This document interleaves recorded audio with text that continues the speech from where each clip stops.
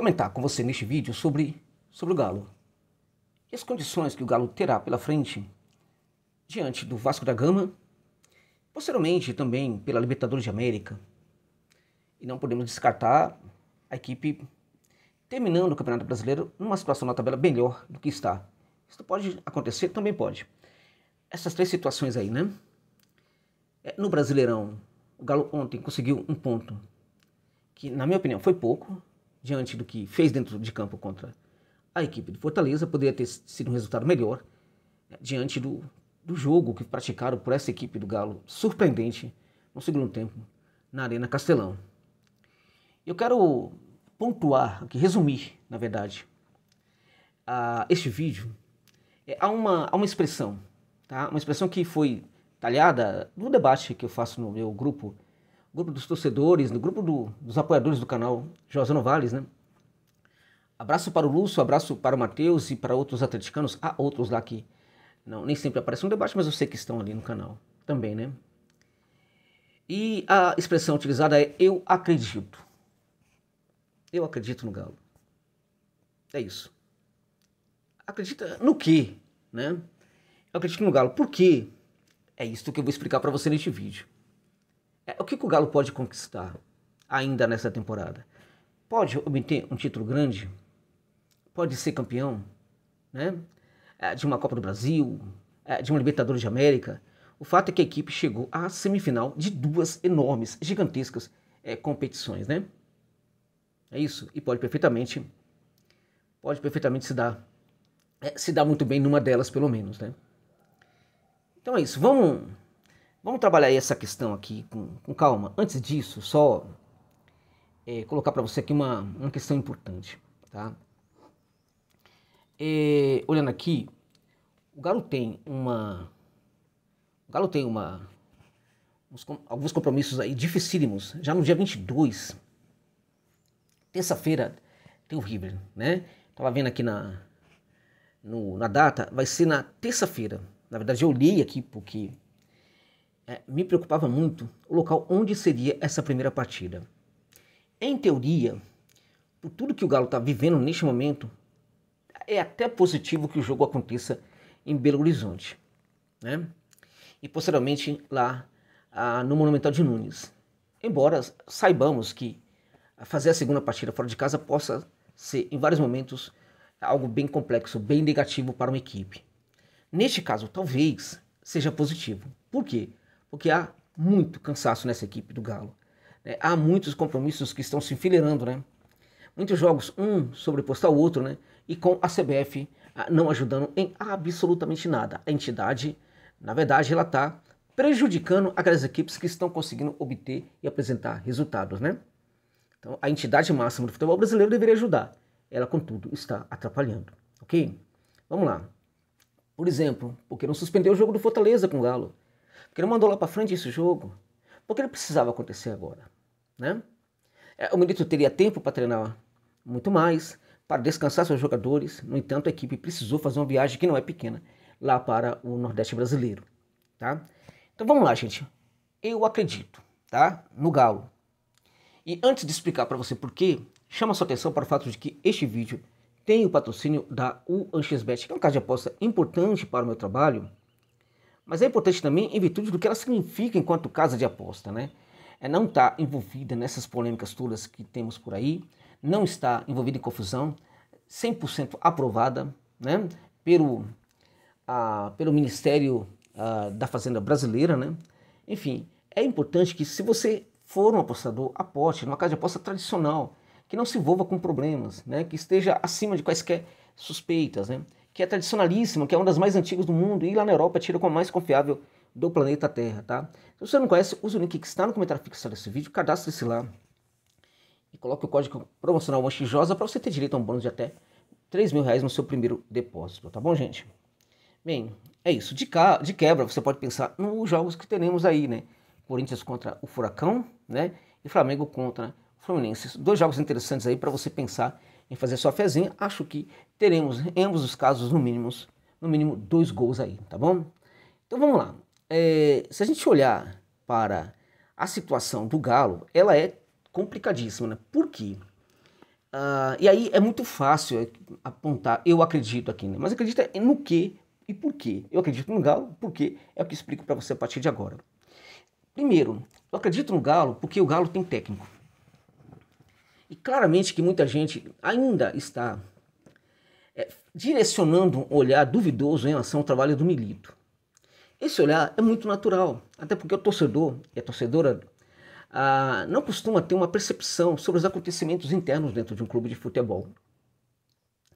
Nessa partida mesmo contra a equipe do Fortaleza, o próprio fato dessa partida acontecer mostra que nos bastidores o Galo não tem muita força para brigar com a CBF. A gente tem visto, por exemplo, o Vasco da Gama e o Corinthians brigando com a CBF em relação às datas da Copa do Brasil. Não obteve, evidentemente, sucesso nas suas brigas, mas brigaram. E pode ter certeza que se tiver alguma coisa lá na frente, né, já vai ficar muito mais difícil para a CBF, né, não acatar, né, as iniciativas de Vasco e Corinthians. Por quê? Porque sabe que são duas equipes dispostas a brigar. O presidente da CBF já deu uma declaração aí, né, falando, mas a gente viu claramente, justificando as datas, né, mas a gente viu claramente que o Edinaldo estava incomodado, né? Incomodado por quê? Porque estava sendo ali, na verdade, questionado por dois grandes clubes do futebol brasileiro. Enquanto grande clube que é, o Galo também tem que gerar essa pressão. Precisava gerar essa pressão em relação à CBF para não jogar ontem. Mas a CBF não ia obedecer, mas tinha que brigar. Entendi? Isso já mostra que o clube tem alguns problemas. A gente vê outros problemas também na formação de jogadores. A gente sabe que o Galo na base tem tido resultados interessantes, não tanto como antes, mas sim, não tanto como no ano passado, mas sim tem apresentado resultados interessantes. Agora, quando esses jogadores são colocados à disposição da comissão técnica, parece haver alguns problemas com esses atletas, né? Parece ter dificuldades, por exemplo, com a transição da base para o profissional. Parece não haver uma preparação para isso, né? Os jogadores são aparentemente frágeis mentalmente, né, e também fisicamente, parece sempre esgotados, né? Parece que não tem parece que falta condição física para esses jogadores jovens do Galo. São todos jovens, mas parece que falta condição física. Então, claramente há um problema aí nessa transição.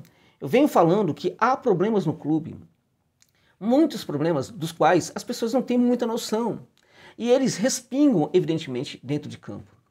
Quando você não tem um contexto de tranquilidade, a comissão técnica não consegue fazer um bom trabalho.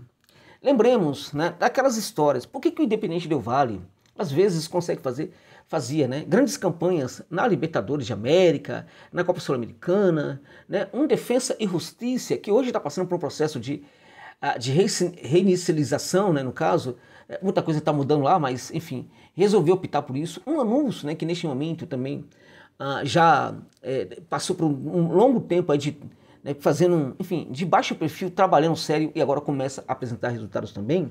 Você olha para uma equipe dessa e você fala, poxa vida, como que essa equipe consegue jogar desse jeito? Como é que um Defensa e Justiça vem aqui no Brasil e ganha um título do Palmeiras? Do Palmeiras. Você olha para essa equipe, né, parece que todos os jogadores são muito bons, só que muitos deles estavam em outras equipes e não eram nada do que eu estou vendo agora. Por que isso acontece? Ora, me lembro também que havia jogador nessa equipe que jogava demais. Aí ele foi para uma outra equipe e parou de jogar bola. Por quê? É o contexto do clube, gente. É entrando em campo e facilitando tudo para a comissão técnica. Então, quando o clube tem tudo muito organizado na sua interna, isso respinga positivamente dentro de campo. Facilita tudo para a comissão técnica. Então, por exemplo, tem um jogador que foi para a balada, né? O que um clube sério faz com isso? Um clube sério chama ali o departamento de futebol, né? Aciona o departamento de futebol, que chama o jogador para uma conversa e resolve o problema. Ou, né, dando multa, ou suspendendo o atleta, ou mandando treinar na base, e assim por diante. Resolve. O jogador volta, né, o treinador vai conversar com o jogador faz promessas para o treinador que vai melhorar. Aí eles estabelecem uma espécie de contrato, né, vamos lutar contra isso, tal, contra esse problema aí, né, enfim. E aí as coisas se resolvem. Então você tem aí um jogador que nessa situação tende a ter no técnico um aliado. E o técnico pode aumentar, né, aprofundar a relação de confiança com esse jogador. Ou seja, é o técnico trazendo o jogador para o elenco. Você está entendendo? Só que há clubes que não faz esse tipo não pratica essa ação. No lugar disso, deixa o técnico, né, praticar o castigo. Porque quando o departamento não funciona de futebol, né? Tudo fica para a comissão técnica. Então, quando a comissão técnica aplica o castigo para o jogador vira inimigo do técnico. Mas não somente o jogador. Os amigos do jogador também viram inimigo do técnico. E ainda que não queiram, na verdade, prejudicar o técnico, né, não vão necessariamente ajudar se for o caso. O jogador tem a tendência a olhar para o técnico, né, e ver o técnico no técnico um problema, e muitas vezes se esquece que ele está ali para defender o clube. E não é somente o jogador, os seus amiguinhos também. Esse é só um exemplo de como um clube organizado funciona. E a gente não vê esse funcionamento no Galo, gente. Não tem. Tá? Virou SAF e simplesmente a bagunça continuou. Em alguns aspectos parece que ela piorou. É muito por causa disso que as coisas às vezes não funcionam. Então a gente olha um cenário dentro de campo e parece que não vai, parece que tem alguma coisa enroscada. Eu tenho a tendência a achar que o problema é só da comissão técnica. Mas a comissão técnica está lutando diante de tantos desafios que nós, que estamos aqui de fora, não conseguimos perceber. Entende? Então, a despeito disso, gente, a gente olha para o Galo, poxa, o time não está sofrendo, por exemplo, não está na zona de rebaixamento do Campeonato Brasileiro. A equipe está na semifinal da Libertadores. A equipe está na semifinal da Copa do Brasil. Pare, quando foi que isso aconteceu? Está na semifinal de 2 grandes competições, pode não ganhar nenhuma, mas está. Pode chegar à final de uma delas. Pode chegar à final das 2. Pode conquistar um título. Pode conquistar 2 títulos. Por que isso está acontecendo? É também virtude do trabalho da comissão técnica. Claramente que foi por causa do investimento em jogador, isso sim. Né? Mas isso não é decisivo, pode ter certeza. O decisivo é a capacidade que a comissão técnica tem de resolver problemas, colocar esses jogadores em campo, atrelar esses jogadores à proposta e fazer a equipe jogar. Então a equipe às vezes não consegue, enfim, transitar direito, né? A culpa é do técnico. A equipe não consegue, por exemplo, dominar o terço final, a culpa é do técnico. A equipe não tem intensidade, a culpa é do técnico. Já pararam, né, para pensar por que os jogadores parecem que se cansam rapidamente? E não tem a ver somente com preparação física. Porque a condição de movimentação em campo não tem a ver, a condição física do jogador, né, é uma coisa. O desempenho dele em campo, às vezes, pode superar a sua condição física ruim. Tem questões mentais também envolvidas aí. Né? Tem fragilidade mental nesses jogadores do Galo também. No entanto, a coisa está funcionando. O grande exemplo para mim foi o jogo contra o Fortaleza. Porque, assim, não me tiro, assim, eu não consigo parar de pensar nesse jogo. Principalmente no segundo tempo. Porque era a partida para o Galo sofrer uma goleada. Se nós temos problemas no ordenamento tático da equipe, imagine então se você vai com a equipe reserva até por não jogar, né? Ela vai apresentar muito mais problemas táticos. Então era uma equipe totalmente reserva, com alguns jogadores da base inclusive entrando, alguns até no segundo tempo, contra uma equipe do Fortaleza que até então, né, vinha muito bem, ainda vem muito bem no Campeonato Brasileiro, jogando dentro de casa, na volta de data FIFA, e com todas as condições de ganhar do Galo muito bem. No entanto, o Fortaleza não consegue. A gente tem um primeiro tempo em que o Galo estuda muito o que fazer de campo, tenta sobreviver, mas vai pouco a pouco jogando. Só que as coisas não funcionam tão bem e o segundo tempo muda completamente. E por que mudou o segundo tempo? Por causa do intervalo.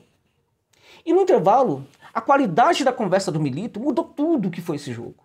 Não foi a expulsão do Marinho depois do Tinga no final que determinou, né, a mudança de jogo, né, e a quase vitória do Galo contra o Fortaleza no Castelão. Foi a qualidade da conversa no vestiário. Então estamos falando de comissão técnica que pegou um bando de reservas ontem, mandou a campo. O time teve ali algumas dificuldades no primeiro tempo e ele conversou, né, conseguiu convencer os jogadores sobre a proposta para o segundo tempo. Os jogadores dominaram o Fortaleza. Os reservas do Galo dominaram completamente o Fortaleza e mereceram a vitória. Então precisamos nos lembrar desse tipo de situação quando a gente critica tanto o técnico. Precisamos nos lembrar também que há muita coisa que não estão funcionando. Muitas coisas ruins que se fosse, por exemplo, um técnico das antigas, daqueles que você mais conhece, um Cuca da vida, seria tudo mais fácil se ele exigisse alguma mudança. A imprensa ajudaria, a imprensa que não está criticando o Galo, que não fala dos dirigentes do Galo como deveriam falar, que não fala dos problemas do Galo como deveriam falar, que não fala, por exemplo, daquilo que não acontece como deveria falar. Essa imprensa estaria falando muito mais disso se fosse um Cuca. Mas ela se esquece de abordar esses temas quando se trata de um técnico estrangeiro. Isso acontece em Minas Gerais, sabemos disso, gente. Né? Então veja, eu acho que este é um grande exemplo, a comissão técnica. E estamos falando de um técnico que foi um dos maiores jogadores, né, da sua posição aí dos últimos anos, jogou em um dos maiores clubes do mundo, que foi o Barcelona, né, muito experiente, né, e que o que fez pelo Argentino Júnior mostra claramente que ele tem condição de fazer muito mais para o Galo. Eu acredito nisso. Agora, mesmo que as coisas não ajudem a comissão técnica, acho que ela está conseguindo fazer esse Galo sobreviver muito bem. Então veja, esse time cheio de problemas, mas com a comissão técnica muito atenta, quando chega em jogos decisivos, né, essa condição da comissão técnica pode ajudar a equipe. E é nisso que eu estou acreditando. O Vasco está melhor do que estava no começo da temporada, vai jogar diante da sua torcida em São Januário, né, com gente saindo pelo ladrão, é um dos maiores clubes de futebol mundial, uma torcida apaixonada, fantástica, clube que eu também admiro, né, torcida que eu também admiro. Mas eu acho que dá para o Galo. Tem condição, por exemplo, de passar pelo Vasco da Gama, inclusive de vencer o Vasco da Gama. Pode perder, mas pode empatar, pode vencer também o Vasco da Gama em São Januário, né? Então, no que eu acredito? Eu acredito, né, que o Galo tem condição de se classificar e chegar à final da Copa do Brasil diante do Corinthians ou do Flamengo. Dá para acreditar em título? Olha, eu não descarto nada quando se trata de clube grande do futebol brasileiro. Eu não descarto. E acho que se chegar, chega muito forte. Se chegar, chega com a comissão técnica muito atenta, que sabe que é uma oportunidade que talvez não tenha pela frente, né? Então, vai trabalhar muito seriamente para que isso aconteça. Se chegar, olha, pode chegar mentalmente mais forte do que os outros. Porque uma equipe, quando ela tem muito problema e ela passa a acreditar que ela está olhando, está vendo, os jogadores estão vendo esses problemas acontecendo. Só que nós conseguimos chegar aqui na final. Quando isso acontece, o mental fica muito fortalecido. E neste caso, muitas vezes mais fortalecido do que o mental do seu adversário da final. É também por causa disso que eu acredito no Galo. Tá? Então eu acho que é possível, e acho que você, torcedor e torcedor do Galo, tem sim de manter os pés no chão, mas tem que acionar, eu acredito, que eu acho que isso pode ajudar muito a equipe nesses jogos decisivos que teremos pela frente, pela Copa do Brasil e também pela Copa Libertadores de América, amigos e amigas. É isso.